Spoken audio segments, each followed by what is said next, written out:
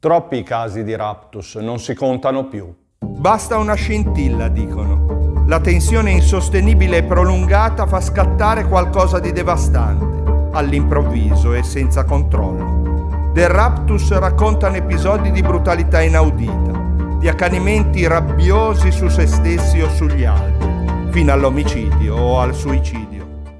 Ma è proprio così? È giusto parlare di raptus per ogni atto violento e improvviso? Cos'è veramente un raptus? Ciao, sono Fabio, benvenuti sul mio canale L'amore per le parole. Il raptus in realtà è un fenomeno molto raro, lo spiega la parola stessa. Cosa significa dunque raptus? Cosa nasconde questa espressione tanto sintetica? Scopriamolo insieme.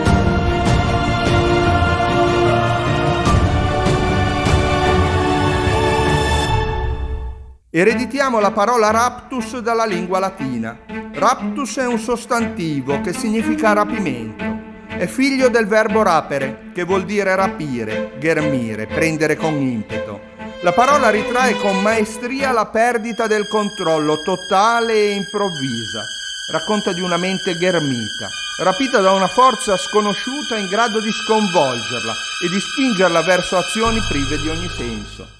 Ma allora chi viene davvero colpito da un raptus? Pochissimi. Si usa infatti la parola raptus in modo troppo frettoloso e improprio. Se un delitto appare incomprensibile, si liquida la faccenda dicendo è stato un raptus e si tende a far coincidere la perdita del controllo con l'incapacità di intendere e volere. Lo vediamo tutti i giorni nei tribunali, quando si gioca con la parola raptus per ottenere qualche attenuante.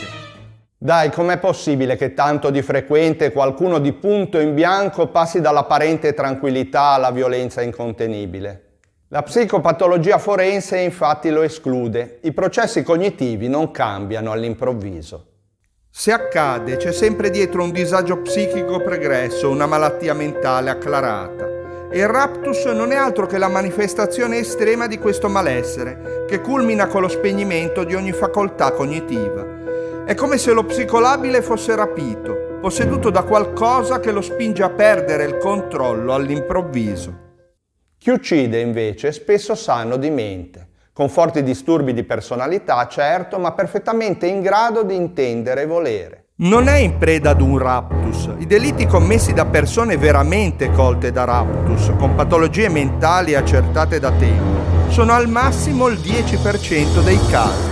Se quello che ho raccontato ti è piaciuto e non lo conoscevi prima, allora dai, metti un mi piace qui sotto e condividi con gli amici. Valuta l'opportunità di iscriverti al canale e attivare la campanella delle notifiche è sicuramente un modo efficace per diffondere tutto l'amore che nutriamo per la nostra impareggiabile lingua. Per fortuna raptus ha anche un significato positivo, è il rapimento al culmine dell'ispirazione poetica. E io, come preso da un raptus, vi ho raccontato tutto quello che so su questa parola, sperando di non avervi annoiato troppo. Se ci ritrovassimo quindi a leggere di un feroce delitto compiuto in preda a un raptus, soffermiamoci per un secondo ad ascoltare questa parola usata tanto frettolosamente, mentre racconta di quella manifestazione estrema di un disagio psichico preesistente, di quell'impulso così potente da frantumare la mente fragile di un malato, afferrandola con violenza, all'improvviso e senza via di scampo.